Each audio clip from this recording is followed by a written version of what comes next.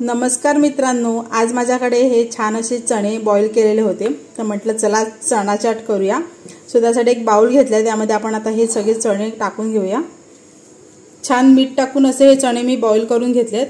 ह्यामध्ये आपण 1 वाटी कांदा टाकून घेऊया। बारीक चिरलेला कांदा घेतला आहे मी इथे। त्याचमध्ये एक टोमॅटो चिरून घेतला बारीक, तो देखील टाकून घेत आहे। एक छोटी मिरची घेतली आहे, ती टाकून घेत आहे। मिरची तुम्ही तुमच्या आवडीनुसार कमी जास्त करू शकता। आपण यामध्ये थोडासा लाल मसाला देखील टाकणार आहोत। इथे आपण 1 चमचा चाट मसाला टाकून घेत आहोत। जिरा पावडर टाकून घ्यायची आहे। मी इथे फ्रेश असं भाजलेलं जिरं वाटून घेतलं आहे। जिरा पावडर टाकून घ्या अर्धी चमची। आपण चण्यामध्ये मीठ टाकलं होतं, तरी सुद्धा थोडंसं आपण कांदा आणि टोमॅटोसाठी मीठ टाकून घेऊया। थोडंसं काळं मीठ टाकून घेत आहे मी इथे, आणि थोडासा लाल तिखट मसाला, किंवा तुम्ही इथे मिरची पावडर सुद्धा वापरू शकता। आता हे सर्व आपण एकत्र करून घेऊया।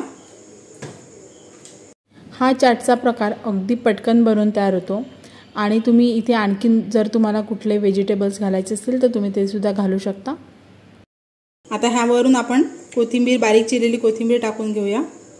अत्यंत पौष्टिक अशा खाद्यपदार्थामध्ये चणा हा येतो। चण्यामध्ये प्रथिने, फायबर, जीवनसत्वे, खनिजे मोठ्या प्रमाणात असतात। तसेच स्नायूंच्या मजबूतीसाठी चणा अत्यंत फायदेशीर आहे। हे सर्व चांगलं मिक्स करून घेतले आहे। ह्यामध्ये आपण आता थोडासा लिंबाचा रस पिळून घेऊया।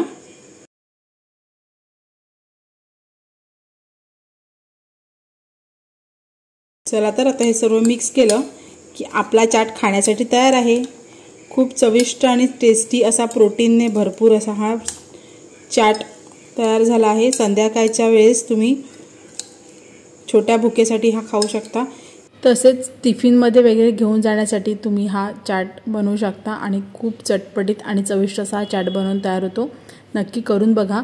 यामध्ये तुम्ही बरेचसे व्हेरिएशन सुद्धा करू शकता। डाळिंबाचे दाणे, काकडी, गाजर हे वापरू शकता, त्याच्याने अजून वेगळी टेस्ट येईल।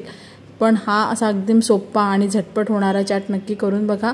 त्याचप्रमाणे नियमित आहारामध्ये चण्याचा वापर करणं गरजेचं आहे, त्यामुळे तुमच्या हाडांना मजबूती मिळते। तुम्हाला चण्याच्या आणखीन कुठल्या रेसिपी बघायला आवडतील ते देखील मला कमेंट करून सांगा, आणि ही नक्की रेसिपी बनवून बघा। आणि आजची रेसिपी कशी वाटली ती मला कमेंटद्वारे नक्की कळवा, आणि रेसिपी आवडली तर लाईक, शेअर आणि तुमच्या फॅमिलीसोबत शेअर करायला विसरू नका। चला तर परत भेटूया अशा झटपट आणि सोप्या रेसिपींसह। तोपर्यंत बाय बाय।